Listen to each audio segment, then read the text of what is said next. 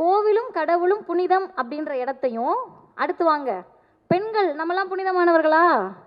ஆமாம் தானே? நம்ம தானே சரஸ்வதி, நம்ம தானே கோவில், நம்ம தான் நிலம், நம்ம தான் காற்று, நம்ம தான் மலை, நம்ம தான் நதியே நதியே, காதல் நதியே, எல்லாம் நம்ம தான்.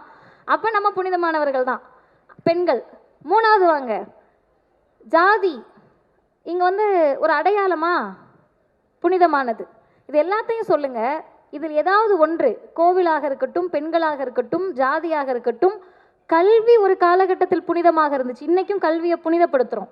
அந்த கல்வி, இந்த கல்வி, இதெல்லாம் புனிதமானது. மருத்துவம் என்றால் அது புனிதமான துறை, ஆசிரியர்கள் என்றால் அது புனிதமான துறைன்னு.